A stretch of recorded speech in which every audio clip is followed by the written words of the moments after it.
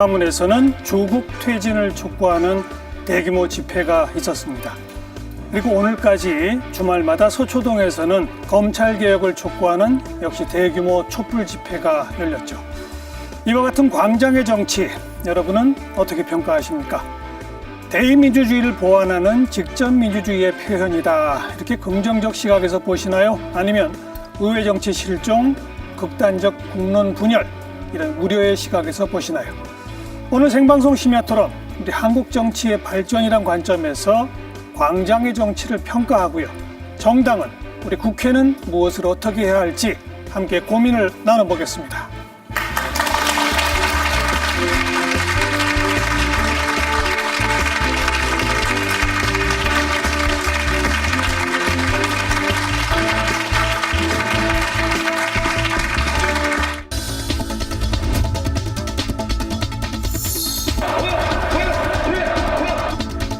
검찰은 형식적으로 이렇게 검찰 개혁안을 내놔서 국민들이 다 뭔가 개혁이 되는 것처럼 오해할 수 있는데,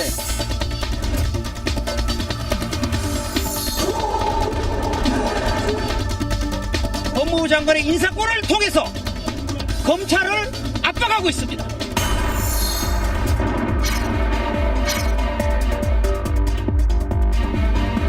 정치적 사안에 대해 국민의 의견이 나뉘는 것은 있을 수 있는 일이며, 이를 국론 분열이라고 생각하지 않습니다. 대의민주주의를 보완하는 직접 민주주의 행위로서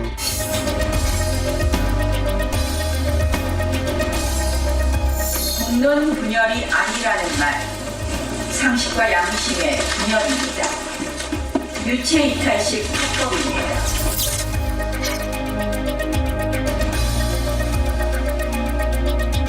법무부의 사명은 무소불위의 권력 검찰을 국민의 검찰로 돌려놓는 일입니다.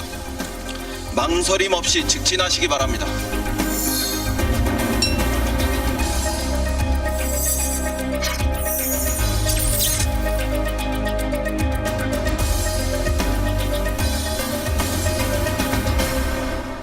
네, 오늘 여야 의원 두 분의 전문가 초대했습니다. 한 분 한 분 소개해드리죠. 먼저 더불어민주당 표창원 의원 나오셨습니다. 안녕하세요. 자유한국당에서는 성일종 의원 나오셨습니다. 네, 안녕하십니까. 그리고 경희대학교 김민웅 교수 나오셨고요. 네, 안녕하십니까. 명지대학교 김형준 교수, 어서 오십시오. 안녕하세요. 광화문도 서초동도 참 많이들 모이십니다. 정말로 많이들 모이십니다. 그리고 서로 우리가 더 모여야지, 아마 이런 의식하고 세대결적인 양상도 보이는 것 같아요. 어떻게 평가하세요? 네, 광화문의 목소리나 서초동 목소리나 다 소중하다고 생각이 되고요. 그리고 우리가 무덤 속의 평화란 말이 있습니다. 조용한 것이 꼭 좋은 것만은 아니고요. 민주주의는 시끄러운 것이고, 다만 이제 한 가지 말씀드리고 싶은 것이, 유사한 상황에서 과거 이명박 정부 때는 명박산성을 쌓았고요. 박근혜 정부 때는 물대포를 쏘고 시위하던 농민이 사망했습니다. 그만큼 우리 시대가 과거에 비해서는 발전해왔다. 물론 그 안에 담겨있는 목소리 저희들이 반성해야 합니다. 집권 여당은 모든 면에서 책임을 져야 하기 때문에요. 어쨌든 나오셔야 하는 시민들의 불편에 대해서 저희가 반성하고 사과드리고요. 그리고 교통불편 겪으시는 분들, 소음 때문에 힘드신 분들, 그리고 뭐 영업에 지장 초래받는 모든 분들께 일단 제가 개인으로서, 집권 여당 의원으로서 사과드리겠습니다. 성 의원은 어떻게 보세요? 거짓이 진실을 이길 수는 없다고 생각을 합니다. 그래서 지금 이 공정과 정의에 대한 국민적 판단이 지금 우리 사회의 가장 중요한 자산인 신뢰가 무너졌기 때문에, 규칙이 무너졌기 때문에 이것을 회복하기 위한 국민들의 목소리가 지금 광화문으로 모였다, 이렇게 보여지고 있고요. 또 이 신뢰의 자산이라고 하는 것이 국민 모두에게는 상식적 이야기인 겁니다. 그래서 이 양 진영이 이렇게 싸우는 것처럼 비춰져 있는데, 이게 과연 올바른 방향인가는 우리가 한번 고민을 해봐야 한다고 생각을 합니다. 김 교수님.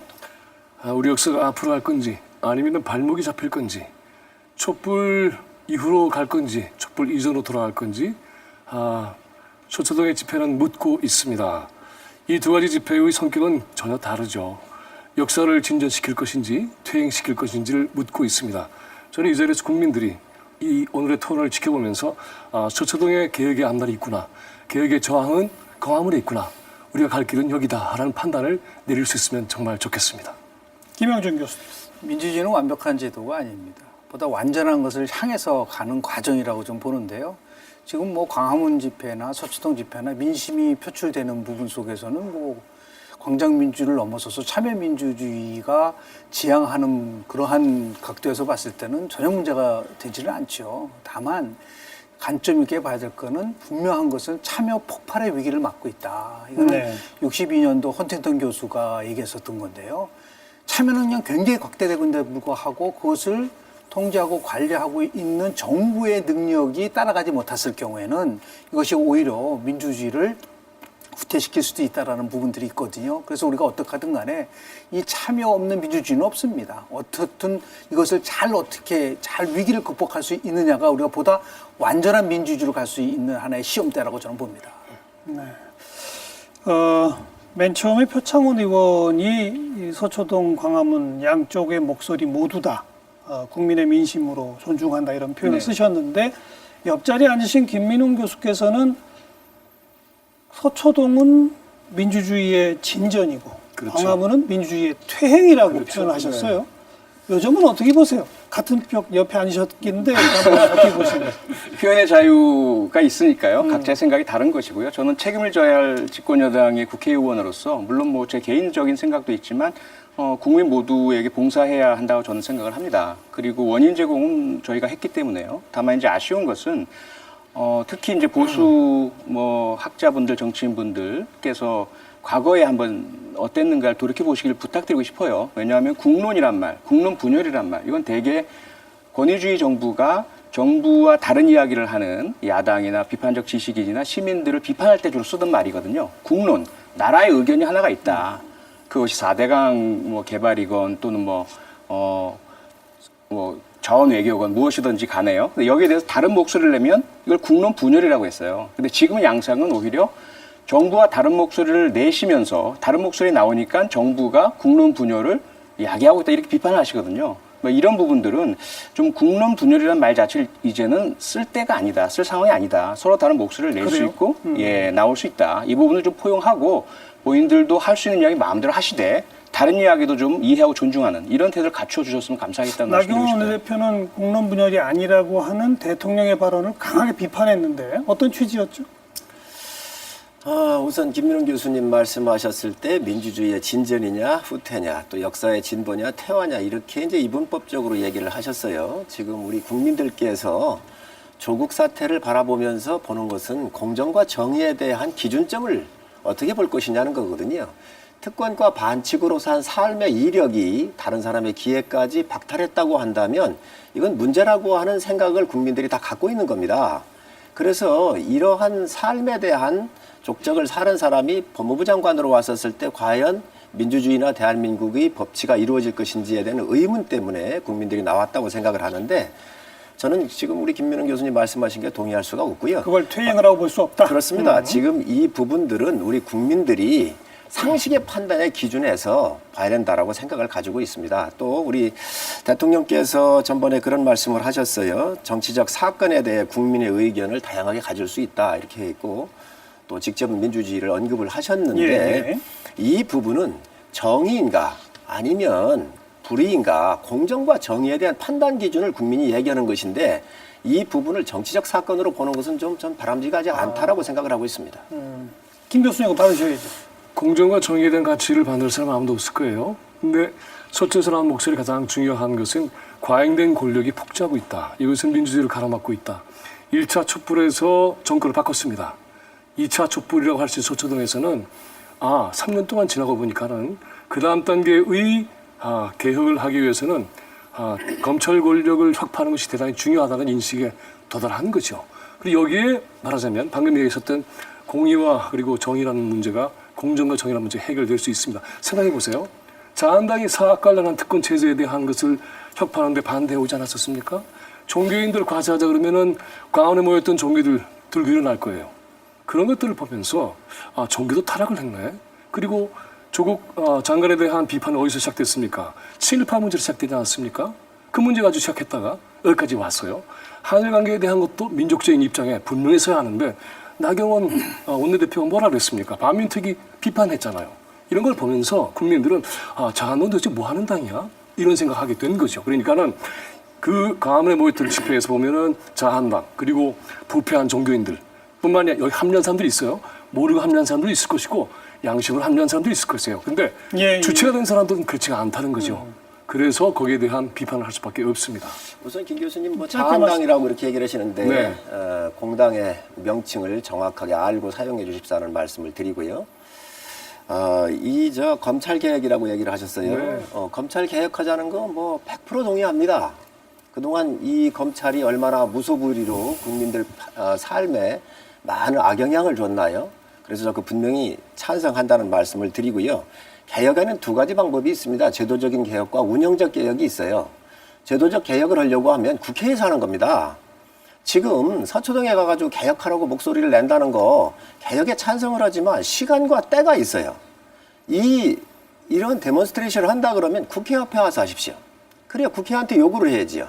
지금 수사 중인데 그것을 받아들일 때 검찰이 압력으로 느끼지 않겠습니까? 수사 압력? 그렇습니다. 지금 광화문에 가는 것은 대통령한테 소리를 지르는 이야기고 청와대를 행진해서 가는 일이기 때문에 상징성이 있어요. 지금 어떤 방법으로도 검찰 개혁이라고 하는 거에는 명분이 있을지 모르지만 시기적으로나 또 장소적으로는 적당하지 않다는 거예요. 그래서 한번 여쭤볼게요. 검찰 개혁에는 동의를 하시는 거죠? 검찰 개혁을 해야죠. 검찰 개혁을 하는 이유는 검찰 권력의 과잉 때문이라는 것도 인정하세요? 그러면요. 그럼 과잉 때문에 인정한다면 권력 개혁에 나서 얘기하는 너무나 당연한 거죠. 자, 지금 그러면은 그 과잉이라고 하는 거에 대해서는 국민적 판단이 다 틀립니다. 지금 윤석열 검찰이 지금 과잉하고 있느냐 안 하고 있느냐 이거 국민들이 하고 있는 그런 과잉 때문에 지금 서초동 가신 겁니까? 그럼요. 정확하게 얘기하세요. 정치검찰을 키운 사람이 누굽니까? 그러면 지금 황교안 대표 아닙니까? 법무부 장관 시절에. 잠깐만요. 자, 그러면 과잉이라고 하는 거에 얘기해서 한다고 한다면 네. 왜 검찰 개혁이 개혁이 있습니까? 제도적 개혁도 아니에요. 있습니다. 그러니까 시기적으로나 또 당사자잖아요. 조국 수석이 뭐라 그랬어요? 조윤선 장관 수사 받을 때 장관직 내려놓고 하라 그랬거든요. 그것도 알겠습니다. 아니지 않습니까? 자, 다른 분들도 좀 발언하셔야죠. 김영준 교수. 검찰 개혁으로 이렇게 축약해서 말씀 좀 드리겠는데요. 검찰 개혁은 크게 세 덩어리예요. 하나는 이제 비대화된 권력 구조를 축소할 것이냐. 이건 이제 검경 수사권 조정 문제, 공수처 문제에 관련된 부분이고요. 이거는 지금 검찰이 할 수 없습니다. 지금 뭐 성 의원님 말씀하신 것처럼 그게 패스트 트랙으로 지금 법안이 나 있기 때문에 여하튼 간에 이거는 제도화에 대한 문제고요. 국회 몫이죠, 국회. 국회 몫입니다. 두 번째는 이제 가장 핵심적인 거는 국민들에게 물어봤을 때 검찰 개혁의 핵심이 뭐냐? 권력으로부터의 정치적 중립이라는 걸 가장 많이 얘기를 합니다. 이 부분 속에서 지금 윤석열 검찰총장이 권력의 눈치를 보지 않으면서 살아있는 권력에 대해서 수사를 하라고 누가 얘기했느냐? 대통령이 지시했습니다. 7월 25일 날. 거기에 맞춰서 하는 부분이 있는 거고요. 마지막 세 번째가 이제 검찰권에 관련된 문제, 수사 관행에 대한 문제. 이거는 이제 검찰이 해야 될 문제인데 윤석열 검찰총장이 지금 4차례의 개혁안을 발표를 했습니다. 특수부 축소하고 심야 수사 폐지하고 우리 공개 소환 폐지하고 오늘 검찰 직접 수사하는 것도 축소. 오늘 법무부가 뭐라고 얘기했죠? 그 부분에 전 동의한다. 윤석열 검찰총장이 어떻게 개혁에 저항을 하고 있나요? 공개적으로 지금 얘기하는 검경수사권 조항을 포함해서 검찰 개혁에서 반대한다고 얘기한 적이 있나요? 지금 제기한 이 모든 이 세 가지를 상황으로 본다고 한다면 저는 윤석열 검찰총장이 저는 개혁에 정하지 않고 있다고 봅니다. 그렇다고 한다면 지금 얘기하는 뭐 과잉 수사에 대한 문제를 얘기를 하는데요. SBS 칸타코리아가 9월 11일 날, 9월 9일하고 11일 날 조사한 내용입니다.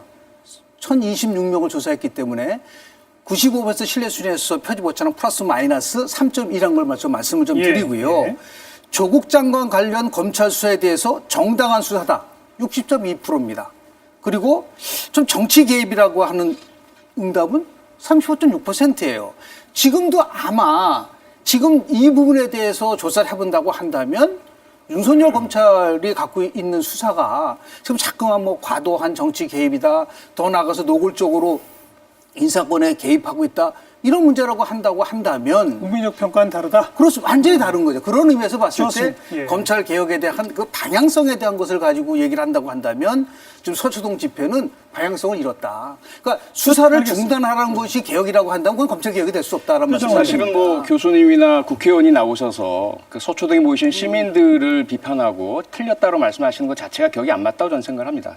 처음 말씀드린 것처럼 광화문 집회에 오신 시민들이나 서초동 집회에 오신 시민들의 다 이유가 있으세요. 다 논리가 있으시고 그분들이 현재 여기 없으신 상태에서 일방적으로 그렇게 말씀하시는 건 저는 맞지 않다고 생각을 하고요. 거기 다녀오신 분들이 방청석에 계십니다. 아, 그럼 이따 말씀하시겠죠. 예, 예. 검찰 개혁이란 거는 잘 아시겠지만 65년 된 과제입니다. 1954년 형사소송법이 만들어질 때부터 예견됐던 거고 검찰 파쇼이다. 하지만 경찰 파쇼보다는 낫기 때문에 택한다. 시간이 되어서 개선되면 기소와 수사를 분리한다. 이것이 1954년 형사소송법 만들 때의 이야기였어요. 65년 동안 무슨 일이 벌어졌습니까? 송일정 의원님도 인정하시고 거의 대부분 동의하듯이 검찰권이 과잉되어 왔고 그동안 권력이나 가진 자 편에 서 있었고 왜곡되고 잘못된 수사도 많았고요. 지금 화성 연쇄살인 사건 이춘재가 자백을 하고 있는 와중에도 8차 사건 같은 경우 지금 상당히 혐의가 짙어지고 있거든요. 그 당시 예, 잘못된 수사가 예. 이루어졌다. 검찰이 다 지휘했고 기소했고 했던 사건들이에요. 이런 것들이 재심 대상이 됐던 무죄가 됐던 많은 사건들, 인혁당 사건 다 검찰의 그 과잉과 잘못된 수사였습니다. 근데 지금 당장 모여 있는 서초동에 계신 시민들이 조국 법무장관 가족 수사에 대해서만 이야기하는 것이 아니에요. 이 검찰의 개혁이 필요한데 돌아가는 양상이 보아하니 이거 자칫 잘못하면 다시 무산될 것 같다. 이런 마음에서 모이신 거거든요. 여기 또 하나 이유가 있어요. 뭐냐면 국회의원 300명 중에 검사 출신이 18분이 계세요. 이 중에 10분이 자유한국당에 계시고요.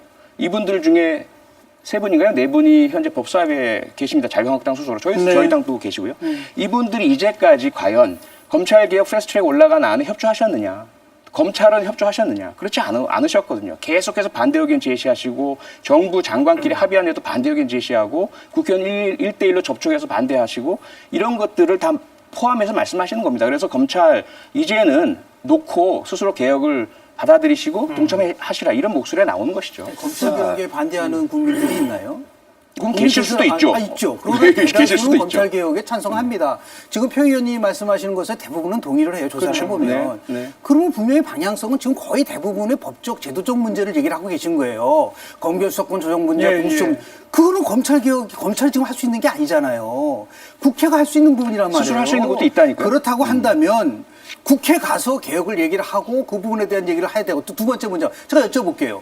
공수처가 설립이 된다고 한다면은 검찰의 정적 중립이 저절로 보장이 되나요? 저절로는 아니죠. 아니죠. 당연히 둘의 예를 견제와 들어서 균형이 그 맞춰지는 부분 거죠. 속에서 지금 누가 뭐래도 검찰이 검적 중립을 위한 부분 속에 된다고 한다면 검찰 그 체육을 통해서 검찰 수사권이 조정을 포함해서 개혁이 된다면 공수처가 왜 필요합니까? 아니죠. 논리적 성립이 안 그건 되죠. 다른 이야기죠. 아니, 왜냐하면 핵심은 검찰의 수사권을 어쨌든 간에 조정을 통해서 과거와 다른 형태로 바꾼다고 하면서 공수처가 지금 나오고 있고 검경수사권 조정이 나와요. 검경수사권 조정 문제에 대해서는 제가 어느 정도 인정한다 하더라도 예, 예. 공수처를 통해서 그것이 검찰 개혁의 상당한 부분 검찰의 중립을 지킬 수 있다라는 저는 그 확신을 하기는 어렵다라고 중립이 말씀을 아니라 드리는 거죠. 권력 분산이죠. 네, 그건 좀 다른 이야기인데요. 네. 공수처 설립 요구는 24년 됐습니다. 예, 1990년대 초반부터 나오기 시작을 했고요. 그 이유는 뭐냐면 검찰 권력이 너무 과대하고 그리고 스스로가 수사권, 수사지휘권, 기소권, 기소재량권, 독촉권 다 가지고 있다 보니까 그 안에서 너무 썩어 문드러졌고 제시고 감싸게 했고 고위 검사들은 비리부패 범죄 저질러도 처벌받은 적이 없었어요. 물론 검경수사권 조정은 양기관 간의 견제와 균형, 수사 기소 간의 균형을 맞춰줍니다. 그럼에도 불구하고 경찰 고위 간부와 검찰 고위 간부가 서로 야합을 해버리면 아무도 모르는 문제가 생겨버려요. 여기에 대해서 우리나라가 홍콩이나 호주, 뉴사우스웨일즈나 이런 반부패 특별 수사기구를 만든 국가의 예처럼 우리는 이러한 권력기관에 대해서는 견제할 새로운 반부패 수사기구가 필요하다. 이것이 이제 20여 년 된 국민들의 요구입니다. 네, 좋습니다. 그 이재수- 검찰 잠깐만요. 네. 검찰 개혁 그리고 서초동 집회에 대한 양쪽의 시각이나 평가는 좀 논의가 됐는데 차제에 광화문 집회까지 한번 논점에 올리기 위해서 김민은 교수께 먼저 발언 기회를 드리고 성 의원한테 바로 반박 기회를 드릴게요. 광화문 집회를 민주주의 역사 발전의 퇴행이라고 부른 이유가 뭡니까? 이 집회를 시작한 데는 자유한국당이라고 불러야 된다 그러셨죠? 거기에 집회 신고를 하셨잖아요. 자유한국당이 역사적으로 어떤 정당이었습니까? 제1차 촛불 의뢰해서 붕괴된 정당 아니에요. 적폐 정당이라고 역사적으로 정리가 된 정당입니다. 사실은 그래서 그때 몸을 수그렸잖아요. 사과도 했잖아요. 근데 거기서 어떤 일이 벌어지고 있습니까? 박근혜 탄핵 이거 걷어치워라. 그리고 좌파 독재 이런 식으로 해서 여러 번 집회를 열지 않았습니까? 근데 이 정부가 어떻게 세워진 겁니까? 촛불로 세워진 정부 아니에요? 이런 사람들이 주축이 돼서 그 집회를 주도를 했어요. 그러면 우리가 볼 때에는 여기서 나오는 몫이 도대체 뭐야? 어떻게 하겠다는 거야? 라는 생각을 안 할 수가 없어요. 검찰개혁도 마찬가지입니다. 검찰개혁은 중립 이전에 개혁을 하지 않으면 이 검찰은 괴물이 되고 말겠구나라는 인식에 다다른 거예요. 그래서 더 중요한 것은 알겠어요. 예. 민주적 통제를 받아야 된다. 또 하나는 헌법적 권리를 방어할 수 있는 그런 권력기구가 돼야 된다. 이게 핵심이죠. 광화문 집회에 대한 평가에 대해서 성 의원님. 글쎄 보는 진영의 각도에 따라서 너무 극과 극으로 보는 것 같은데 광화문 집회나 이번 조국 사태는요 상식선에 기반을 둬야 한다고 생각을 해요. 다른 사람의 기회를 허위나 위조에 대한 이러한 기회를 이용을 해서 특권층이 자기의 그 삶의 이력을 통한 기득권을 통해 가지고 다른 사람의 기회를 봉쇄한 거잖아요. 이거에 대한 국민적 분노가 온 겁니다. 구체적으로 듣고 싶어요. 알겠습니다. 서울대학교 인턴 증명서가 자한당 의원들 나왔습니까? 다 뒤져보면 어떻게 되는지 듣고 싶어요. 아니 제가 얘기를 하고 있잖아요. 예, 자, 그러면 서울대학교에서 어제 국정감사에 다 오세정 총장이 얘기하지 않았습니까? 인터넷으로 인턴 모집을 안 했다는 거지요. 자, 그런데 그거를 전화로 신청했다는 거 아니에요? 그런 것들이 다 나왔습니다. 자, 그래서 이런 여러 가지가 나온 거예요. 지금 대통령께서 그 말 하셨어요. 살아있는 권력도 조사를 하라고. 만약에 집권 여당이 지금 이 사건에 대해서 자신 있고 오히려 개혁을 한다고 한다면 더 공정하고 더 세게 철저하게 수사를 하고 요구를 하는 게 맞습니다. 계속 그렇게 하고 그게 있습니다. 촛불 정신 요청하는 말씀하시는 그런 게 더 맞을 거예요. 그런데 그런 것들도 안 하면서 지금 여기 가가지고 항의를 하면서 검찰 너희들 너무 큰 권력으로 지금 현재 장관 두드려 잡고 있다 이렇게 얘기하고 있는 거 아니에요? 그러니 자 잘 알고 계시네요. 이거를 하려고 한다면 이런 요구를 하려고 한다면 국회 앞에 하십시오. 왜 검찰에 압력을 넣습니까? 대통령은 살아있는 권력도 수사를 하는데 지금 또 왜 이런 부분에서 못하게 하냐는 거예요. 왜 압력을 느끼게 또 압력을 넣고 있냐는 거예요. 이거 분명히 잘못됐다고 생각을 합니다. 압력이란 거는요. 과거에 최동호 검찰총장 찍어낼 때 그런 게 압력이죠. 지금은 전혀 압력 넣고 있지 않습니다. 오히려 시민들이 요구하시는 건데 그 시민들의 요구에 대해서는 광화문이나 서초동이나 다 일리가 있다고 말씀드렸잖아요. 광화문 집회에 지금 이야기를 하고 있는데요. 저는 어떤 내용이든 보장돼야 된다고 생각을 합니다. 김능 교수님과는 조금 이제 생각이 다른데요. 뭐 문재인 대통령이 퇴진하라 마음대로 하실 수 있어요. 저는 좋다고 생각을 합니다. 다만 방식과 방법은 폭력은 쓰면 안 되잖아요. 그렇죠? 과거에 우리가 노동자들이 생계 때문에 투쟁하시고 밀양 할머니 할아버지들께서 농민들께서 투쟁하실 때 그분들께 뭐라고 하셨습니까? 우리 새누리당 그전에 뭐 신한국당 다 폭도라고 하셨고요. 그리고 국론 분열이라고 하셨고 배후 추적 수사하라고 하셨어요. 2015년 11월 14일 날 민중총 걸기 때 그때 뭐 폭력 사태도 있었고 백남기 농민께서 물대포 맞아 쓰러지셨는데요. 그때 한상균 민주노총 위원장 배우라고 수사해서 징역 5년 때렸습니다. 이번에 광화문 집회에서 35명이 강목 휘두르고 경찰 방패 뺏고 경찰관에게 폭력 휘둘렀습니다. 그것도 청와대 바로 앞에서. 과거에서는 있을 수 없던 일이죠. 지금 어떻게 되었죠? 한 분만 입건됐어요.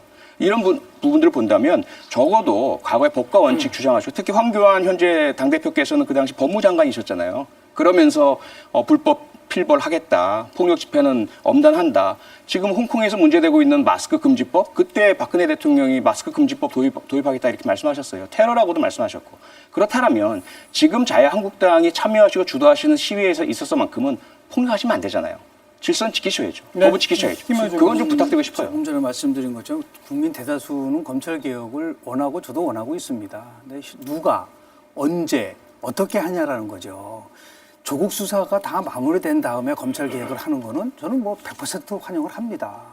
지금 수사를 받을 위치에 있는 장관이 검찰에 관련돼서 특수부 축소를 포함해서 안을 내놓으면 이해 충돌의 요소가 있는 거라고 제가 얘기한 게 아니라 국민권익위원장이 얘기한 거예요. 그래서 딱 수사가 끝난 다음에 하게 되면 지금 얘기하는 모든 것을 다 조합적으로 얘기해서 했으면 좋겠다라는 말씀 좀 드리고요. 그러니까 김문은 교수님한테 여쭤보겠습니다. 해보세요. 자, 2016년도에 있었던 박근혜 탄핵 촛불 집회가 있었지 않습니까? 한 1,500만 명이 나왔는데 그게 종북 좌파의 선동입니까? 라고 갑자기 얘기를 그 얘기- 한다면 갑자기 그 어떻게 얘기가 대답을 왜 하시겠어요? 갑자기 그 얘기가 아니, 왜 나오죠? 그렇게 얘기하면 뭐라고 얘기를 하겠습니까? 그 1,500만 명이 평화적으로 대통령의 잘못된 부분들을 얘기를 해서 국민들이 집회에 참여한 것을 누군가가 저거는 종북 좌파의 선동이다. 라고 얘기한 건 받아들이기 어렵습니다. 그렇죠. 똑같은 겁니다. 지금 그래서 김민웅 자, 교수가 네. 말씀하신 지금 광화문 집회가 민주주의의 탱이라고 얘기하는 것 자체에선 동의할 수가 없다. 두 번째는 뭐냐면 대통령이 뭐라 그랬어요? 권력기관으로서 강력한 민족 통제가 필요하다고 직접 얘기했습니다. 자, 대통령한테 묻습니다. 대통령에 대한 통제, 민족 통제는 어떻게 하죠?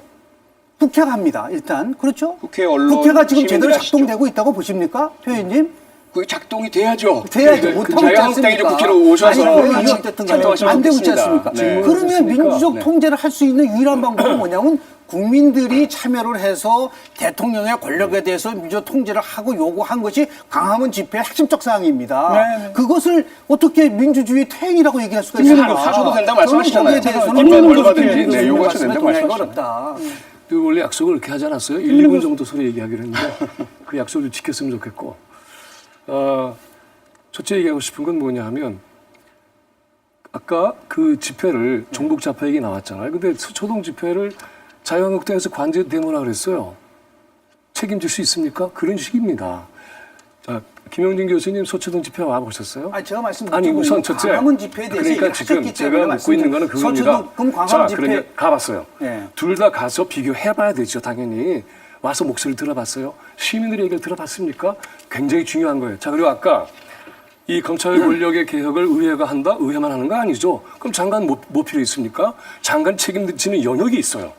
그런데 그걸 갖다 하지 말라? 그럼 뭐 하자는 겁니까? 그리고 임명됐지 않았습니까? 수사에 관한 것만은 쥐하지 않는다. 그런데 윤석열 검찰총장 어떻게 하고 있습니까? 자기 장관이 보고해야죠. 보고 안 해. 그리고 언론에 브리핑을 해요. 이런 게 어디 있어요? 말이 안 되는 거 아닙니까? 지휘계통을 완전히 무너뜨리는 거예요. 그래서 이런 것을 보면서 이건 이렇게 가다가는 국가의 기강이 정말 무너지겠구나. 예. 서초동 현장에서의 목소리라고 하는 것은 바로 그런 것을 바로잡기 위한 직접 민주주의의 매우 중요한 목소리가 나오고 있는 것입니다. 김영준 교수님 아까 질문하셨으니까요. 검찰개혁 제가 말씀을 좀 드리면 당연히 현재 그 조국 법무장관 수사에 영향을 미칠 수 있는 개혁 지금 하면 안 되죠. 그렇죠. 그래서 지금 추진하는 개혁은 그 수사 이후에 적용하는 것들을 지금 만들고 있는 것입니다. 검찰도 동의하고 있고요. 그래서 말씀하신 것처럼 특수부, 축소 부분도 검찰이 제안을 했고 법무부가 수용을 하고 있고요. 공보준칙 개정도 이번 수사 이후로 적용하기로 했습니다. 그리고 뭐 인권 침해 방지 마찬가지고요. 네, 네. 그래서 이런 부분에 있어서만큼 물론 이제 비판할 수 있고요. 그리고 뭐 오해 여지도 있고 하지만 현재 추진하고 있는 것은 법무부가 현재 진행되고 있는 장관 가족 수사에 영향을 미치지 않는다는 것은 지키고 있다는 것을 사실관계 말씀드리고 싶어요. 하나만 김 교수님한테 말씀을 좀 네. 드리겠는데요. 검찰총장이 보고하지 않았다. 위계질서를 얘기를 했는데요. 당연하죠. 안 되는 법무부 거죠. 장관이 어떤 얘기를 했는지 알고 계세요? 보고받지 얘기를 했죠? 않겠다고 얘기했습니다. 그건 수사에 대한 거죠. 수사에 대한 것이지. 그럼 자신의 수사와 아니, 관련된 것을 그렇지 않죠. 보고받지 그렇지 않는다고 않죠. 얘기하는 게 검찰 정상이지. 개혁은 같이 그런 하라고 식으로 했죠. 보고받지 않고 보고하지 않기 때문에 지금 검찰은 중립적 선상에서 이 부분을 가지고 얘기를 하지 않은 거죠. 자, 오해 여지가 교수님, 큽니다. 됐습니다. 그러면 그런 얘기하죠. 부분이죠. 보고받지 않겠다고 하는 건 수사에 대한 보고를 받지 않는 거 정확하게 얘기하세요. 이걸 듣고 보시는 시청들이 오해를 하세요. 네. 그렇지 않아요? 두 분 뭐 충분히 공방이 오고 간 것 같은데 김영준 교수의 질문에 대해서 김민웅 교수가 답변 안 하신 거 한 가지. 네. 광화문 시민들은 대통령 권력에 대한 시민적 차원의 저항권 내지 견제권이다라고 본다는 시각에 대해서 네. 그걸 어떻게 퇴행으로 말할 수 있느냐에 저는 대해서 분명히 얘기할 답변을 수 있어요. 왜냐하면 이것이 정말 그렇게 원한다면은 검찰 개혁에 대해서 정확하게 얘기를 해야 되죠. 그렇지 않잖아요. 아까 특권에 대한 얘기했지만은 그 많은 교육적 특권 체제를 만든 게 누굽니까? 이명박 정부 때부터 시작한 거예요. 그 책임 져야 되는 거 아니겠습니까? 책임 안 지고 있습니다. 좋습니다. 거기까지 바로 하시고. 그런 토대 위에서 거기까지 하시고. 네, 정권을 잡았으니까 성 의원님. 잘하고 그렇게 하지 말아야지요. 지금 그렇게 했지 않습니까? 그러니까 우리가 문제 제기를 하는 조국 장관 때 얘기가 것이고요. 언제 자, 잠깐만요. 됩니까? 성 의원님 자, 말씀하시고. 제가 이 정리를 좀 해봤습니다. 광화문 집회하고 서초동 집회에서 요구하는 사항들을 좀 이제 정리를 좀 해봤어요. 화면에서 좀 보시겠지만 광화문 집회는 조국 사퇴하라는 거고 서초동은 조국을 수호하자는 거예요. 또 이 광화문 집회는 검찰이 정치적 중립을 하라는 것이고 검찰을 개혁하자라고 하는 게 서초동의 이야기입니다. 하나는 또 광화문을 헌법 수호하자. 한국당 해체하자. 주로 이런 내용들로 지금 되어 있습니다. 자, 그런데 조국 수호를 한다라고 하는 게 검찰 개혁하고 무슨 상관이 있지요? 정말 이 후보가, 이 장관이 여러 문제가 있지 않나요? 우리 사회의 신뢰를 깨트렸습니다. 특권과 반칙으로 한 게 다 증명되고 있습니다. 그런데 여기에서 이 장관을 수호하자고 하는 게 국민적 요구에 맞다고 보십니까? 그러니까 시민들의 말씀이시고요. 그 광화문 시민들 말씀 중엔 뭐 빨갱이 중풍 얘기도 나와요. 그거 하나하나 놓고 우리가 얘기하자는 건 아니잖아요. 다만 그분들의 그 심리를 물론 김민근 교수님 뭐 좀 더 직접적으로 아시겠지만 좀 말씀을 드리자면 우선 이번 사건 수사가 이례적이란 거죠. 과거에 이런 적이 없었다. 대부분 인사청문회가 진행되면 그 중간에 나온 문제를 사후 고발이 이루어지고 그럼 그 사후 수사가 이루어지는 형태죠. 100%가 그렇습니다. 이제까지. 조국 장관 때만 인사청문회도 하기 전에 지명도 하기 전에 때로는 반대부터 나왔고 여러 가지 얘기가 나왔습니다. 그리고 인사청문회 날짜가 잡히니까 압수수색이 들어갔어요. 그것도 고등학생 때 자기소개서 또 생활기록부 이거 하나하나 문건 따지면서 전방위적인 압수수색이 들어갔거든요. 이런 예는 없어요. 물론 얼마든지 그럴 수 있어요. 우리가 아까 성일종 의원님 말씀처럼 우리가 강렬하게 야당 때 비판했으니까 그리고 정의 공정 부르짖었으니까 그만큼 우리가 더 깨끗해야 합니다. 요만큼이라도 문제가 있으면 책임져야죠. 자, 하지만 그런 부분에 있어서 잠깐만요. 우리 시민들이 느끼시는 건 뭐냐면 처음부터 검찰은 조국 안 돼라는 데서 시작을 했고 그래서 뭐든지 차려낼 거야라는 먼지털이 수사, 표적 수사 이렇게 이어졌기 때문에 됐습니다. 자, 그 한 말씀만 더 하겠습니다. 아니요. 제가 좀 껴들고서요. 저는 이제 이 얘기 또 하실랍니까? 라고 묻지 않을 수가 없어요. 오늘 저희 토론 주제를 이른바 광장의 정치, 그리고 한국 정치 발전을 위해 정당은, 의회는, 우리 이런 좀 주제로 얘기해 봅시다 했는데 결국은 또 조국에게 문제 있냐 없냐, 조국에 대한 수사 과하냐 안 하냐 얘기를 또 해야 합니까? 하시겠으면 조금 하세요. 저는 좀 안 했으면 하는데. 원래 주제로 하시죠. 물어보셨지 대답을 하나 딱 정리하고 그다음 얘기로 넘어가죠. 늘 문제가 되는 것 같아요. 근데 아까 얘기했던 반칙이라는 걸 생각을 해보면 법적으로나 문제된 게 하나도 없잖아요. 그런데 황교안 그 당 대표가 법무부 장관이었을 때 얼마나 많은 반칙이 발견됐어요? 장관료로 돈 받는 것도 많잖아요. 이런 거하고 비교해보면 상대가 안 되죠. 그리고 지금 현재 검찰개혁 최전선에서 누가 하고 있습니까? 장관이 조국 장관이에요. 그러면 이것을 할 수 있도록 해주는 것이 검찰개혁의 최선의 길이다 하고 믿고 있는 사람들이 서초동에 모였어요. 뿐만이 아니라 서초동만 모인 게 아닙니다. 전국에서 모였어요. 부산, 대구, 광주, 대전 곳곳에서 그런 일이 벌어져요. 서초동만 보지 마세요. 묻겠습니다. 전국에서 일어나는 일의 목소리가 도대체 왜 그런가? 교수님, 이걸 생각을 해야. 알겠습니다. 장소가 왜 서초동에 해야죠? 개혁을 누가 하죠? 당연히 서초동에 해야죠. 왜 거기에 해야죠? 촛불이, 그럼 국회는 왜 있습니까? 아니, 광화문에서의 얘기가 중앙 권력이 있는 데서 하기 때문에 그렇다고 얘기하셨잖아요. 1차 촛불 그렇게 해서 광화문에 있었어요. 광화문 그러면 지나갔습니다. 알겠습니다. 그럼 교수님, 그러면 다음에는 의도 같이 몰라요. 적폐청산할 때, 적폐청산한다고 할 때 이재수 기무사령관이 죽었어요. 변창훈 검사 죽었어요. 왜 그때는 서초동에 안 모였습니까? 그때도 모여서 얘기를 했어야 될 거 아니에요. 그러면 그때 못 모였으면 지금이라도 그때 거를 고해성사를 해야 될 거 아니에요. 왜 그때는 가만히 있고 지금 와가지고 거기 모인다는 게 정당하다고 그러십니까? 개혁을 하려고 한다면 국회에 와서 하라고 그러세요. 요구하라 그러세요. 그 중에 정확하게 알고 계시고 얘기하시는 거예요? 뭐를 안다는 거죠? 죽음에 대해서 정확히 알고 얘기하시는 거예요? 아니, 지금 그러면 변창훈 검사라 아니, 변창훈 검사라 그러면 한 분씩 정확히 모르고 계시는 거예요. 왜 모릅니까? 모르죠. 그걸 왜 모릅니까? 아니, 두 달 동안에 과한 검찰권 행사를 인해가지고 이렇게 난도질하는 걸 보셨어요? 그러면 사람이 죽은 게 더 중요한 겁니까? 지금 조 장관 수사하는 게 막아야 되는 거예요. 자, 두 분 됐습니다. 제가 딱 간단하게 말씀 좀 드리겠습니다. 우리 표 의원님께서 이례적이라는 말씀을 썼거든요. 네. 박근혜 정부, 이명박 정부 때 전부 다 12명의 공직자가 낙마했습니다. 네. 그리고 이 정부 들어와서 7명까지, 금융감독원장까지 하면 7명이에요. 네. 19명이 낙마를 했다는 거죠. 그럼 두 가지를 한번 질문을 하고 싶습니다. 그때 낙마한 사람들이 법적으로 문제가 돼서 낙마를 했는지, 두 번째는 그 사람들의 나온 모든 의혹을 다 합쳐도 지금 조국 장관 후보자 그 당시에 의혹이 더 많았었는데 그런 식으로 만약에 옹호를 한다고 한다면 김태호 국무총리 내정자는 국무총리가 됐어야 되고 안대 국무총리 내정자는 국무총리가 됐었어야 됩니다. 그럼에도 불구하고 나쁜 선례를 만들면 안 된다고 한다면 그러면 이 정부 들어와서 낙마한 6명에 대해서는 그동안 나쁜 선례를 만들었다는 건가요? 그리고 더 나가서 어떻게 그게 나쁜 선례라고 얘기를 할 수가 있겠습니까?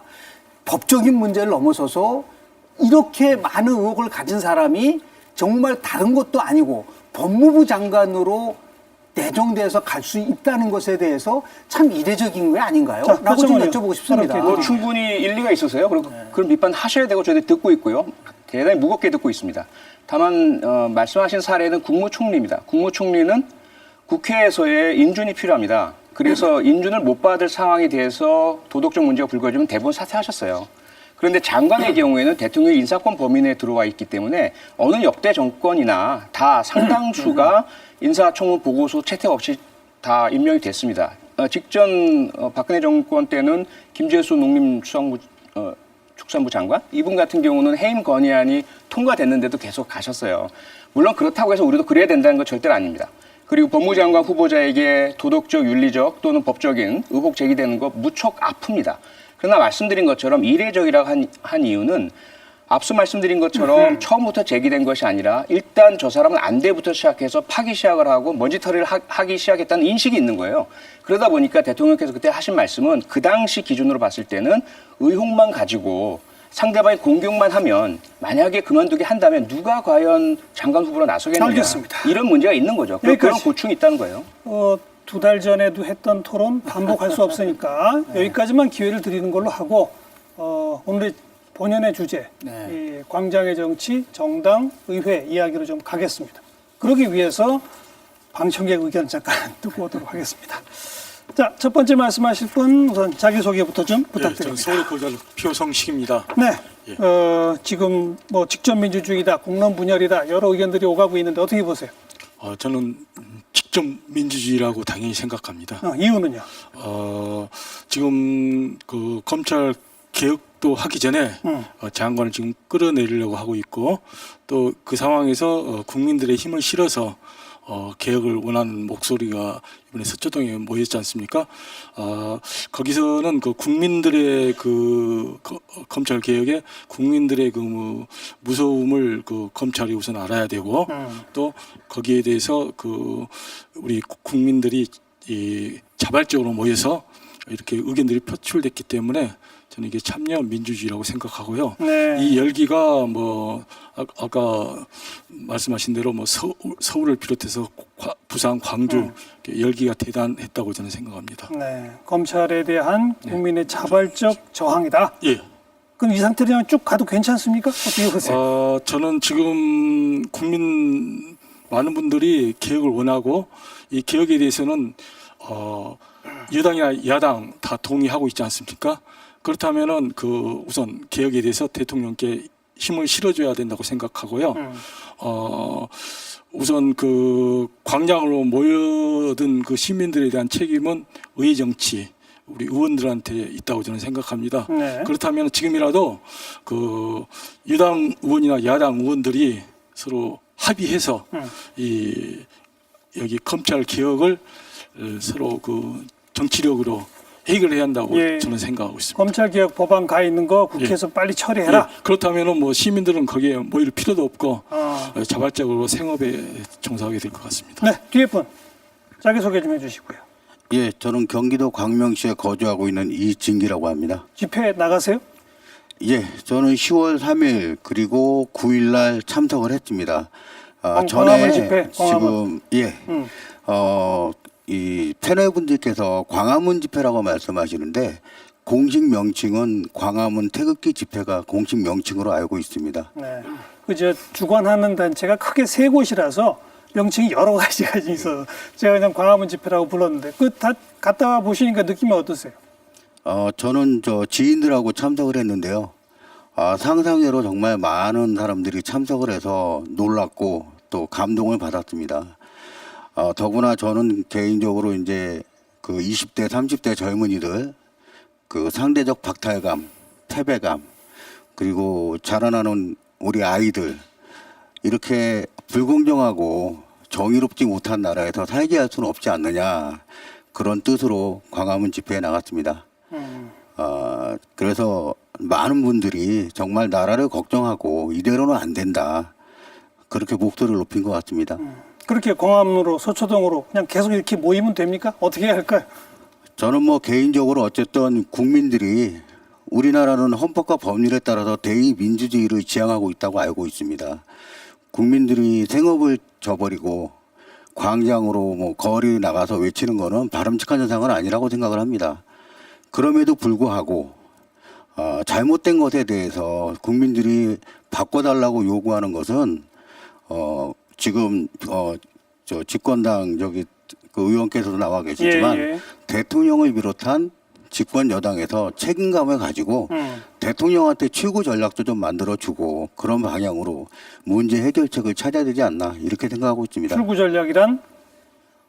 아무래도 조국 장관 문제가 제일 크지 않겠습니까? 조국 장관 자신을 비롯해서 그 가족들 의혹, 국민적 비난 이런 것에 대한 책임을 지고 스스로 사퇴하면 좋겠으나 집권 여당에서 그렇지 못하다 그러면 대통령한테 건의도 하고 여론을 좀 이렇게 좀 바꿔서 알겠습니다. 출구 전략을 만들어줘야 되겠죠. 그래야 해결될 거다 이 말씀이고요. 저기 계신 분 자기소개 좀 해주시고. 네, 안녕하세요. 저는 22살 대학생 한규민입니다. 저희 제작진의 그동안의 관행으로 보면 아마 저분은 서초동 집회 다녀오신 분이 맞을 거예요. 맞죠? 네, 맞습니다. 네. 네, 그 지난주와 오늘도 제가 알바를 빼고 다녀왔는데요. 사장님께는 죄송하지만 네. 지금 국론 분열이냐 아니면은 이게 직접 민주주의냐 이렇게 말씀을 계속 하시는데 저는 이게 지금 문재인 정권 들어서 새삼 국론이 분열된 게 아니고 과거부터 분열되어 왔던 국론이 문재인 정권 들어서 좀 평화적으로 그리고 자유롭게 표출되고 있는 과정이라고 생각해서 전 오히려 좀 자긍심이 들었습니다. 네. 그리고 저는 제가 행복하기 위해서는 저 개인의 치열한 노력도 중요하지만 사회가 바람직한 방향으로 나아가는 것도 되게 중요하다고 생각하는데요. 또 많은 분들이 그런 바람으로 함께 오셨을 거라고 생각해서 저는 직접 민주주의라고 생각합니다. 네. 근데 다만 이게 평화적으로 이루어져야 성숙한 민주주의일 텐데 광화문 집회에서는 그 폭력 사태 논란도 일궈졌던 것으로 알고 있어서 서초동 집회와는 조금 다르지 않나 이렇게 생각합니다. 근데 뭐 계속 알바 빼먹으면 안 되잖아요. 앞으로 어떻게 해야 한다고 보세요? 저는 여기 의원님도 나와 계시지만 야당 특히 자유한국당의 결단이 오히려 전 더 중요하다고 생각하는데요. 조국 장관을 장관으로서 인정을 해주시고 그 과정에서 어떤 반대 의견을 개진하셔야지 그 광장 대 광장 정치가 끝날 거라고 생각하고 또 표창원 의원님도 나와 계신데요. 민주당도 지금 이렇게 계속 뚝심 있게 밀어 나가서 좀 더 바람직한 방향으로 나아갈 수 있도록 했으면 좋겠습니다. 아까 분은 대통령과 여당의 결단을, 지금 방금 분은 야당의 결단을 요구하셨는데 마지막 분은요? 예, 안녕하세요. 저는 회사원 이석진이라고 합니다. 네, 방금 분은 직접 민주주의라고 표현하셨는데 어떻게 평가하세요? 저는 오늘도 토론하시는 분들을 통해서 서로의 존재를 인정하지 않는 그 내전에 가까운 정신 상태를 보게 되었고요. 그리고 내전이요? 내전? 예, 거의 저는 이게 좀 보는 사람이 좀 안쓰러울 정도로 본인들의 신념은 어떨지 몰라도 결과론적으로는 이건 분열로 가고 있다고 봅니다. 네. 그래서요. 네. 일단은 제 개인적인 생각은 이렇습니다. 내전에 가까우려면 내전에 가깝다고 말을 하려면 자성론이 어떻게 일어나고 있느냐를 봐야 되는데 민주당 같은 경우는 박용진 의원과 금태섭 의원 SNS만 가보셔도 다 알 수 있습니다. 사실상 린치를 당한 걸 저는 봤고요. 조금만 비판해도 내부 총질하지 말라는 얘기가 나오니까요. 뭐 반대편인 자유한국당도 말할 것 없습니다. 또한 제가 서초동과 광화문 어느 곳도 참여하지 않았는데 제가 유심히 보면 어떻게 보면 SNS와 유튜브를 통한 확증 편향의 어떤 움직임 그런 것을 통한 동원이라고 저는 생각합니다. 어떤 구식의 어떤 모여라 이런 동원이 아니고요. 예, 그런 동원이 분명히 있는 것 같고 정말 안타까운 것은 의회에 계셔야 될 분들이 그런 채널에 계속 나가셔서 그 확증 편향을 부추기고 있는 것이 정말 안타깝습니다. 출구를 어디서 찾아야 할까요? 저는 일단 내년 총선 4월까지는 이 출구는 절대 열리지 않을 거라고 생각하고 있고 걱정이네요. 네, 그리고 이거를 서로 정말 이용을 잘 할 거라고 저는 생각하고 있습니다. 그래서 아까 사실은 가장 현실적인 대안은 김영준 교수님께서 말씀하신 것처럼 시차를 두고 조국 장관의 논란이 식을 때까지 일단 기다렸다가 그 다음에 검찰 개혁을 해야 된다고 생각합니다. 검찰 개혁도 지금이 아니라 조국 장관 논란이 끝난 후에 해야만 된다. 마치 이제 환자가 계속 상처를 계속 대면 쇼크사가 올 수 있는 것처럼 일종의 진정제를 놓는 역할로 조국 장관 논란을 좀 식힌 다음에 그 다음에 보복성 논란까지 없어질 수 있는 그런 수순으로 가야 이런 되게 광기가 있는 어떤 알겠습니다. 진자 운동이 없어진다고 생각합니다. 네. 자, 우리 방청객 여러분 뭐 다양한 출구 전략 말씀을 주셨는데 그 기본 전제는 아마도 상황이 이렇게까지 오게 된 데에는 기존 정당들 또 기존 정당들이 함께 모여 있는 우리의 여의도 의회 정치가 제 역할을 못했다라고 하는 진단이 바탕에 깔려 있을 겁니다. 그 점은 동의하세요? 어떻게 네, 충분히 동의합니다. 네. 저부터 반성을 하고 있고요. 무척 심하게 반성을 하고 있어서 한 2달간 정말 힘듭니다. 반성의 결과가 뭐예요? 반성의 지속이죠. 어떤 거죠? 저는 지금 이제 우선 집안에서도 계속 너무 한숨을 많이 쉰다는 그런 그 지적을 받고 있고요. 저는 개인적으로 저 스스로 일단 제가 맡은 공직의 임기까지 최대한 공직자로서의 제가 가진 한계가 있겠지만 어떤 당파성에 매몰되지 않고 최대한 합리적으로 국가 국민을 위해서 일하겠다. 그러다 보니까 더 괴로워지는 거예요. 지금 과연 무엇이 옳은 것이냐에 대해서 많은 논란의 여지도 있고 하기 때문에. 그래서 앞서 우리 지지자께서는 뚝심 있게 계속 밀고 나가라고 하지만 그런 부분들을 함께 받아 안으면서도 다른 목소리들도 외면할 수가 없거든요. 집권 여당이고 하기 때문에. 그리고 반대적으로 보자면 물론 의혹이 많기 때문에 당연히 자격이 없다라는 말도 일리가 있어요. 과거에도 우리가 야당 때라면 당연히 그런 공격을 했겠죠. 그런데 조국 법무장관이나 혹은 그분과 같은 입장이신 분들의 또 말씀을 들어보면 또 억울함이 또 있거든요. 그래서 이런 부분들까지 모두 포함해서 저희가 어쨌든 결과로서는 책임을 지겠다.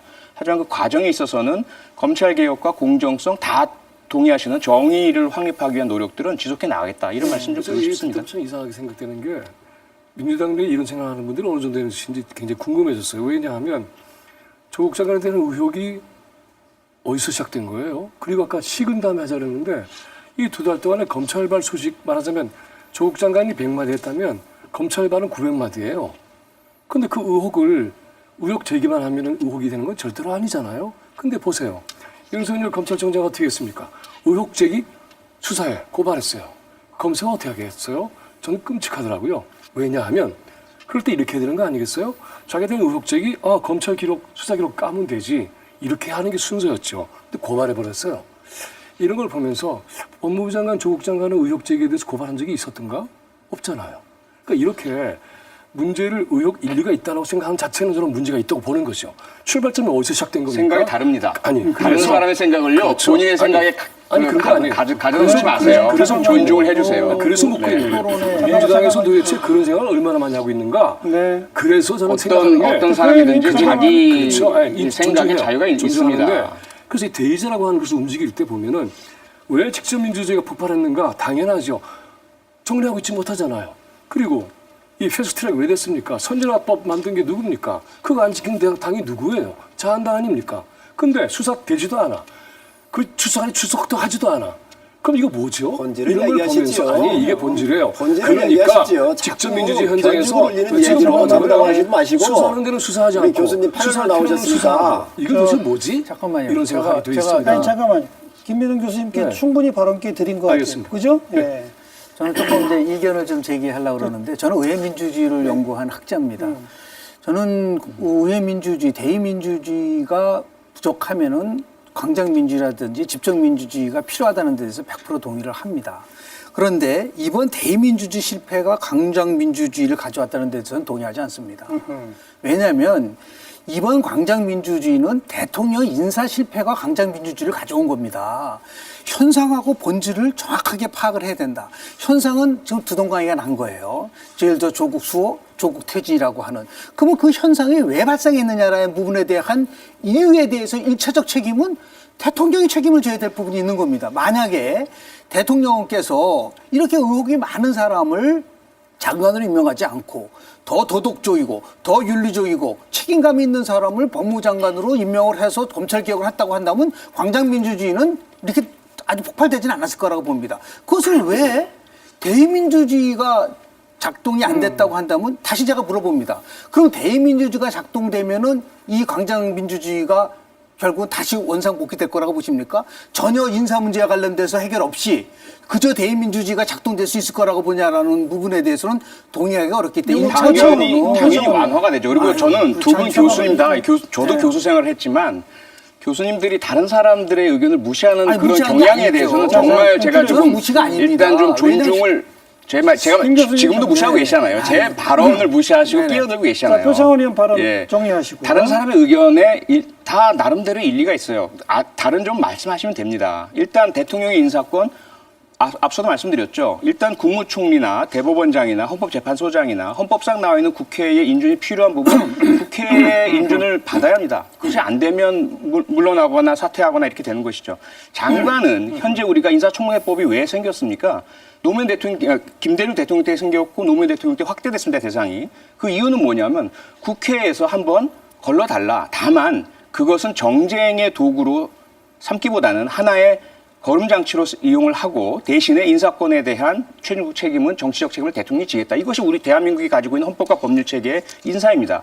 법무장관 논란 앞서 말씀드렸지만 이견이 있어요. 한쪽에서는 의혹이 이렇게 많으니 무조건 안 된다라는 의견이 있고 다른 쪽은 64년 된 검찰개혁 하다 보니까 검찰에서 원래 싫어하고 반대하는 비검찰 출신 인사, 검찰개혁 강하게 목소리를 내는 인사 처음부터 반대해왔다.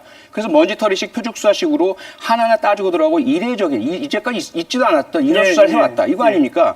그런 부분이 있다고 한다면 물론 비판하실 수 있어요. 그런데 그것을 무조건 국회는 아무 잘못이 없고 대통령만 책임져라? 그건 있을 수 없는 이야기입니다. 그리고 또 하나 무슨 얘기냐면 지금 주제는요. 광장 정치가 과도 과잉되느냐 아니냐에 대해서 일단 전제는 과잉이라는 이야기들이 많이 나왔어요. 그럼 그 책임을 어디서 물어야 되느냐? 대의민주주의 국가에서 대의 정치가 잘 안 굴러가니까 광장 정치가 과잉되는 것이 아니냐 이런 주제인데 이걸 가지고 뚝하니 다시 대통령으로 돌아가신다면 이건 주제의 전환입니다. 화제의 전환이에요. 우선 그리고 왜 그러냐면 만약에 대의 정치가 제대로 굴러갔다고 한다면 자유한국당이 패스트트랙에 동의하거나 우리가 과거 어땠습니까? 국회의장이 직권상정해서 테러방지법 그건 국회법에 어긋납니다. 그런데 거기에서 우리가 들어놓았습니까? 아닙니다. 필리버스터라는 합법적인 방법을 사용했어요. 그게 안 돌아가잖아요. 지금 국회가 제 역할을 못합니다. 그러다 보니까 시민들이 표 의원님 지금 이 패스트트랙과 관련된 문제가 아니라 인사 문제와 관련돼서 지금 촉발된 거는 인정하시잖아요. 그럼요. 근데 계속 진행돼 온 과정이죠. 그렇다고 한다면은 도대체 민주당은 민주당 얘기를 좀 하겠습니다. 민주당은 이러한 상황 속에서 과거에 이명박 박근혜 정부 때 가졌던 기준을 정말 정확하게 조국 장관 후보자 할 때 기준을 제시를 했느냐. 네. 김병준 교수. 그래서 1차적으로 대통령이 이 부분에서 문제 해결을 하면은 자연스럽게 대의민주주의가 보존될 수 있다. 제가 답을 잠깐만 짧게. 정말 짧게. 네, 짧게 드릴게요. 네, 맞습니다. 같은 기준을 적용했고요. 다만 문제는 저희가 야당 때는 비판을 했고요. 여당 때는 비판을 받으면서 거기에 대한 대응을 했습니다. 다만 이것은 앞서 말씀드린 것처럼 장관의 인사는 어느 역대 정권이나 비판은 하지만 인사권은 대통령이 가졌습니다. 저는 생산적 토론이었다고 봅니다. 대의 정치의 제 역할 못함이 광장을 불렀느냐, 대통령의 인사의 논란이 광장을 불렀느냐도 하나의 중요한 논점이라고 봤어요. 근데 시간은 한 20분밖에 없습니다만 미래를 우리 이야기해야 되기 때문에 우리 성 의원님께서 굉장히 많이 잘 협조적으로 참아주셨는데 발언 기회를 좀 길게 드릴게요. 자유한국당에서도 정치협상회의 하자는 의견을 냈고 특히나 지금 패스트트랙에 올라 있는 사법개혁 토론 해봅시다라고 하는 의견도 냈은 것으로 알고 있습니다. 맞죠? 예. 예. 그런데 지난번 정치협상회의에 황교안 대표가 마침 또 불참을 하셔서 그래서 지금 발언 기회 드리면서 좀 정확하게 앞으로의 국회 운영, 정치협상회의에 임하는 자세 그리고 사법개혁 법안 논의에 임하는 자세에 대해 정리해 주시면. 충분하게 주신다고 그랬으니까 좀 길게 해도 될 것 같습니다. 우선 국민 여러분들한테 의회의 기능이 잘 돌아가지 않기 때문에 이런 광장으로 나가게 된 거 아니냐라고는 말씀에 대해서는 귀를 기울여야 한다고 생각을 합니다. 그러나 이 전국 운영은 대통령과 여당이 지는 것입니다. 광장으로 나오지 않도록 여당은 넉넉하게 품고 야당의 소리, 국민의 소리를 들을 필요가 있습니다. 못 들은 거에 대해서 분명히 책임지셔야 되는 겁니다. 두 번째, 우리 대통령께서 말씀을 하셨는데 정치적 사건에 대해서 국민 의견이 나뉘어지는 것은 있을 수 있다 이렇게 말씀을 하셨어요. 그러시면서 국론 분열은 아니다 이렇게 본다 말씀을 하셨어요. 이게 왜 국론 분열이 아닙니까? 인사가 만사 아닙니까? 이게 이 후보의 조건이 후보의 여러 이력이 국민 눈높이에 맞지 않기 때문에 좋습니다. 국민들이 나갔다라고는 사실을 좀 인지를 하셨으면 좋겠고 이제 좀 앞으로 또 앞으로 말씀을 주셨는데 정치협상회의 내용은 그렇습니다. 이게 초월회라고 하는 모임을 통해서 이제 각 당의 대표들이 만나신 거예요. 그때 우리 표 의원님도 아시지만 이해찬 대표는 안 갔습니다. 정쟁으로 시끄러운데 왜 가느냐고 안 갔어요. 우리 대표들께서 해가지고 이 정치를 위한 발전을 위한 정당 간 이런 정치 협의체를 좀 만들자 해서 만들어 놨는데 이게 10월 7일 날 만들어졌죠. 그런데 11일 날 그 7일 날 하시면서 우리 황 대표께서 11일 날 모이자고 이렇게 얘기를 하셨을 때 시간적으로 너무 문제가 있고 IPU 총회를 의장께서 다녀오신 이후에 충분히 토론하고 각 당의 의제들을 설정해가지고 만났으면 좋겠다라고 얘기를 하셨는데 이게 11일 날 갑자기 소집을 한 거예요. 그리고 황 대표께서는 다른 일정이 있다라고 통보를 하셨다는 거예요. 그래서 요거는 일정이 안 맞은 거예요. 그런데 저는 그렇게 봅니다. 이 부분에 대해서는 우리가 여야가 만나서 많은 토론을 하고 국가 문제를 논하는 게 좋습니다. 그런데 이게 지금 의장도 그렇지요. 나가시는 날이 이제 13일 날 나가시나 그런데 11일 날 이거를 알겠어요. 불러가지고 회의를 하자고 하는 것은 좀 무리라고 생각을 합니다. 문희상 의장 외국 다녀오신 후 준비 좀 해서 만나자. 그렇습니다. 이게 그게 정상입니다. 의견이다. 예, 그렇습니다. 앞으로는 그럼 정치 또 그렇게 협상이 가야지요. 계속 임하시게 될 거다 이거죠. 예, 얼마든지. 사법개혁 법안 논의에 대한 입장은 어떻습니까? 지금 사법개혁도 그렇습니다. 지금 국회로 좀 넘어와 있는데 공수처 설치하는 문제 그리고 검경 수사권 조정하는 문제가 있는데 정말로 이거 국회에서 해줘야 될 일들입니다. 그렇죠. 그래서 이거는 저희 당도 여당하고 또 전문가들 다 동원해서 지금도 이야기를 하고 있습니다. 이 부분은. 그래서 이거는 앞으로 계속 협의할 거라는 말씀을 제가 드립니다.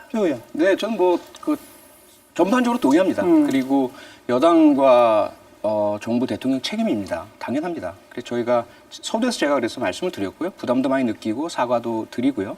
다만 그런 가운데 계속 아쉬움은 자유한국당도 여당이셨으니까 바로 직전 여당이셨고 2016년 국감 때는 곤혹스러워서 국감도 보이콧 하셨잖아요. 얼마나 여당이 힘든지도 잘 아시니까 조금은 협조를 해 주셨으면 하는 그런 아쉬움이 있고요.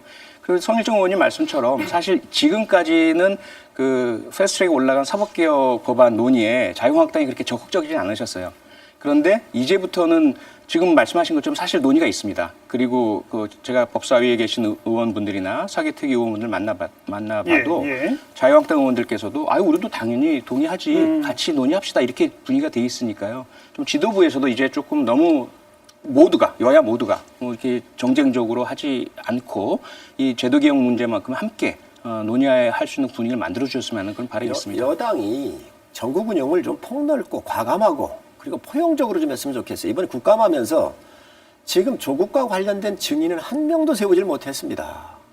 여당이 좀 떳떳하고 국민한테 더 신뢰를 받으려면 나가서 자신 있으면 자신 있게 설명하고 국민의 동의를 받아야 돼요. 야당이 묻는 거에 대해서 야당은 묻는 거잖아요. 그럼요. 이거에 대한 대답은 집권 여당이 해야 되는 거잖아요. 이것들을 안 하고 있는 거예요. 그러니까 이러한 문제가 생기는 건데 좀 더 전향적으로 또 조국 장관을 보호하고 싶으면 그 의혹에 대해서 직접 설명하고 증인들 세워주셨으면 좋겠어요. 열심히 하겠습니다. 자, 아까 방청석에서 어떤 분께서는 국회에서 여야가 좀 합의해서 검찰개혁 법안 같은 거 빨리 좀 통과시켜라. 또 어떤 분은 대통령이 결단해서 빨리 좀 퇴진시켜라. 또 어떤 분은 야당이 좀 결단해서 제발 이제 그 얘기 좀 그만해라. 여러 가지 주문들을 주셨는데 앞으로 정치협상회의 내지는 법안 개혁 법 개정에 대한 논의 진행하겠다는 것까지만 합의가 된 거네요. 네, 그렇습니다. 어떻게 될지는 모르겠고요. 지금 진행을 하고 있습니다. 하고 있습니다. 두 분 교수님도 좀 조언을 주세요. 의회에 대한. 두 분이 얘기하시는 거 보니까 좀 이렇게 좀 하시지라는 생각이 들어요. 법사위원장이 욕이나 하고 그런 걸 보니까 국민들이 뭐 하는 거지? 자한당 의원 아닙니까? 국회를 저런 식으로 운영하나? 저기서 뭐가 되겠어? 이런 생각을 안 할 수가 없을 거예요. 그리고 소초동 집회에 대해서 오해가 하나 계신데 대제의 어떤 마비나 작동이 잘 안 돼서가 아니라 검찰의 폭주 때문에 생긴 사실입니다. 조국 장관 가족에 대한 수사가 이건 너무 심한데? 라고 느낀 사람들이 우르르 나온 거예요. 그 전주는 3만 명 나왔는데 그 다음에 200만 명이 나왔어요. 이 엄청난 급증이라고 하는 것이 도대체 뭘 의미하냐 하는 것을 정확하게 알고 있어야 됩니다. 이때는 수는 본질이 돼요. 알겠습니다. 그래서 그 또 하나는 그리고 이제 이런 거예요. 지금 이제 그 아까 직접민주의 과잉이라고 얘기를 하시는데 과잉 아니죠. 직접민주의 현장에 와야 됩니다. 자한당 또 민주당도 다 왔었으면 좋겠어요. 직접민주주의 현장에 오지 않고 어떻게 대의제가 됩니까? 대의제는 직접민주주의 현장에 뿌리 박아야만 의미가 있는 것이지 직접민주주의가 대의제 보완이 절대로 아니에요. 자, 김영준 교수님. 예, 정치협상회의를 통해서 문제를 해결하려고 하는 시도는 뭐 고육책일 겁니다. 개인적으로 보면은 독립적인 헌법기관인 의원들이 스스로 자신의 판단에 따라서 의정활동을 해야 되는데 우리는 그냥 위에서 결정을 내리면 그냥 밑에서 따라가는 식의 것이 또 진행이 될 수밖에 없는 그 부분에 대해서는 좀 안타깝다는 말씀을 먼저 좀 드리고요. 두 가지를 말씀 좀 드리고 싶은데 너무 지나치게 지금 의회가 정치공학적으로 가고 있다. 첫 번째는 뭐냐면 어느 개혁안을 먼저 하느냐에 따라서 이게 막 뒤집어집니다. 지금 합의는 선거법 개정안을 먼저 처리한 다음에 그리고 나서 사법개혁을 하자고 지금 얘기를 하고 만약에 이거를 지금 뭐 그 문제는 논쟁이 많지만 10월 29일에 사법개혁안을 뭐 처리할 수도 있다라는 그런 보고가 지금 의회에 나와 있다고 한다면 그렇게 되면 이제 모든 것이 다 굉장히 여야 4당 구조도 협조도 깨지면서 이게 누구를 위한 결국은 개혁안이냐면 결국은 자신들의 선거라든지 여러 가지의 이익적 목적을 위해서만 하는 것이 국민은 사라지는 부분이 있다고 한다면 저는 자유한국당도 선거법과 관련돼서 전향적인 안을 갖고 빨리 의견을 내고 네. 그리고 사법개혁안 문제와 관련돼서도 무조건 공수처 법안이라든지 검경수사권을 하나도 후퇴할 수 없다.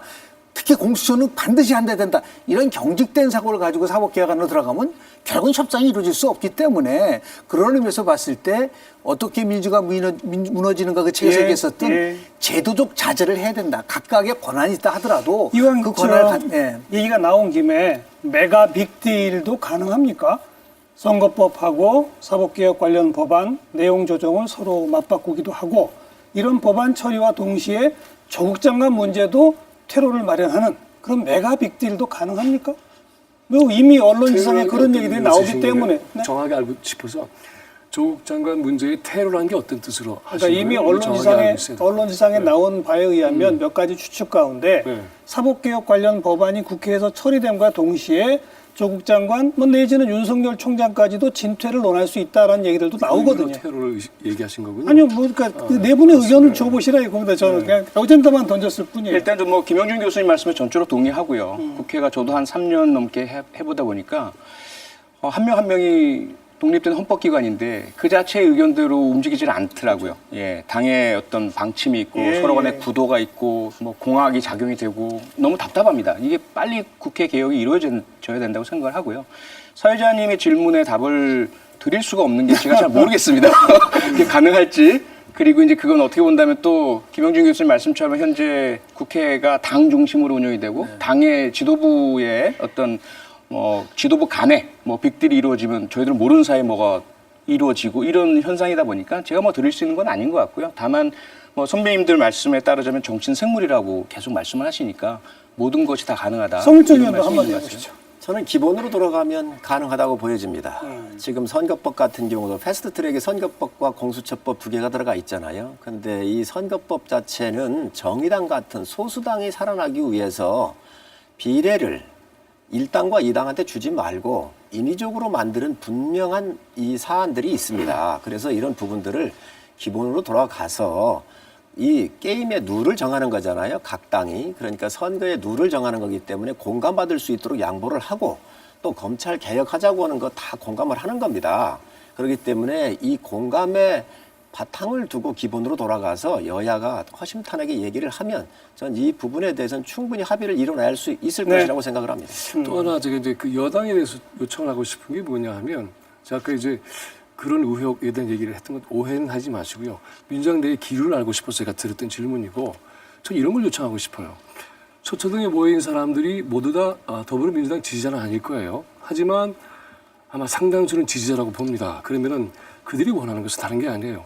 왜 여당이 조국 장관을 그렇게 철저하게 방어하지 못할까?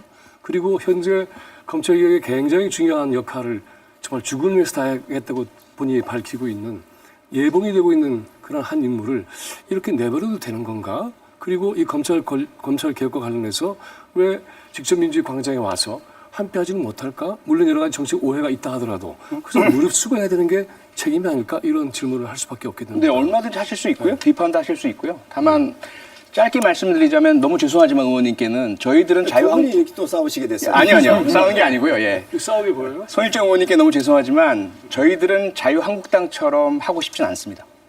그러니까 여당이셨을 때 그 고충을 겪으셨잖아요. 무조건 보호하다가 결국은 탄핵당하는 그런 결과가 나타났듯이 우리는 옳음을 추구하고 싶은 겁니다. 네, 그래서 알겠습니다. 다른 사람이 보는 시각, 비판을 다 한번 보고 싶고요. 그럼에도 불구하고 여전히 조국 장관은 억울한 점이 있고 그리고 검찰의 표적 수사, 먼지털이 수사에 대한 의혹이 있다 보니 그 부분을 저희들이 지켜드리고 있지만 맹목적으로 지키고 싶은 마음은 없어요. 만약에 검찰 수사 결과 책임져야 될 부분이 있다면 저는 책임져야 된다고 생각합니다. 여기까지. 네, 수사에 대해서 전혀 영향 끼치고 싶은 마음도 없습니다. 잠깐만요. 제가 잠깐 마무리 발언 마지막 기회를 공평하게 30초 정도씩 드릴 테니까 그때 마무리하시면 될 것 같아요. 김영준 교수님부터 마무리 발언입니다. 우리 저 헌법 46조 2항을 보면은 국회의원은 양심에 따라서 국익을 위해서 그 의정 활동을 하게끔 돼 있습니다. 그러니까 의원 한 분 한 분들이 전부 다 소중한 국민의 대표예요. 그래서 지금 뭐 표 의원님도 현실은 그렇다 하지만 목소리를 좀 내야 됩니다. 무조건 따라가는 것이 어떤 것이 옳고 어떤 것이 그르고 선거법과 관련돼서도 일방적으로 가져가면 선거 보이콧가 나올 수 있는 부분들이 있기 때문에 저는 특히 집권당에서도 목소리가 좀 많이 나와야 된다고 봅니다. 그래야지만이 일종의 상호 존중과 제도적 자제를 통해서 이 협상하고 무너지고 있는 민주주의를 살릴 수 있는 길은 야당보다는 실은 국정 운영을 책임지고 있는 여당이 훨씬 더 무거운 마음으로 받아들여야 되지 않냐 말씀 좀 드리고 싶습니다. 김민우 교수 마지막 마무리 발언. 국민들이 분노했던 것은 폭력이 되고 있는 검찰 권력 앞에서 앞으로 어떻게 살아야지 큰 두려움이 있었습니다. 이 문제 해결을 해야만 됩니다. 그리고 이 문제를 해결하는 과정에서 우리 사회에서 논란이 됐던 친일 문제, 사회경제 특권의 문제를 해체하는 문제, 그리고 남북 분단의 문제를 해결하는 문제, 이 모든 문제를 하나하나 해결해 나가는 굉장히 중요한 동력을 여기서 찾을 수 있겠구나. 이런 목소리를 좀 깊이 경청을 해서 어디에 정말 정확하게 힘을 모아야 될 것인가 하는 것을 분명히 아셨으면 좋겠습니다. 자, 송일정 의원. 상식과 신뢰가 회복되는 좋은 계기가 됐으면 좋겠습니다. 대통령께서 취임사를 우리가 다 한번 음미해 볼 필요가 있는데 대통령께서 그런 말씀을 하셨어요. 나를 찍었던 국민이든 나를 안 찍은 국민이든 한 분 한 분 섬기겠다. 이런 말씀을 하셨어요. 지금 양쪽으로 갈라져 있습니다. 상식의 문제입니다. 신뢰의 문제입니다. 이 조국 장관으로부터 생긴 이 문제는 바로 우리 사회의 자선인 신뢰가 무너진 거기 때문에 대통령께서 나서셔서 인사 문제로 풀어주시기를 간곡히 부탁드립니다. 네, 표창원 의원. 네, 여러분 말씀 주셨듯이 집권 여당과 정부가 무한 책임입니다. 책임 통감하고 있습니다. 그리고 저희들도 잘하려다 보니까 이런 문제가 생기고 있고요. 개혁은 정말 혁명보다 어렵다라는 걸 느끼고 있고요. 그런 가운데 혹시라도 조국 장관이든 누구든 억울함이 있다면 그 억울함을 묻고서 정치적 이익만을 위해서 무조건 나갈 수는 없다는 것, 이런 고충을 저희들이 안고 있으면서 어쨌든 저희들이 끝까지 최선을 다해보겠습니다. 그래서 야당 목소리도 충분히 경청해서 듣고요. 좀 더 폭넓고 적극적으로 국가와 국민을 위해서 열심히 노력하겠습니다. 네, 이 광장의 정치에 대해서 그냥 너무나 당연스럽게 대의 정치가 잘 못해서 그런 거 아니냐라고 했더니 김영준 교수께서 광화문은 대통령의 잘못된 인사가 불러온 것이다라고 하셨고, 김민우 교수께서는 서초동은 비대한 검찰의 권력 행사가 사람들을 불러온 거라고 했습니다. 저한테도 상당히 좋은 가르침을 주신 셈이 됐어요. 그러나 이제는 대의 정치가 이 열기를 받아야만 한다는 것은 맞습니다. 받아서 뭘 어떻게 할 것인지 논의는 시작하시겠다고 했는데 그냥 시작하시겠다고만 하고 논의 진전은 없는 건지 정말 진전이 되는 건지 우리 국민들이 아주 날카로운 시선으로 지켜보고 있을 거라는 점 여야 모두에게 좀 전해드리고 싶네요. 네 분 수고하셨습니다. 방청객 여러분도 애쓰셨고요. 다음 시간 또 뵙죠. 안녕히 계세요.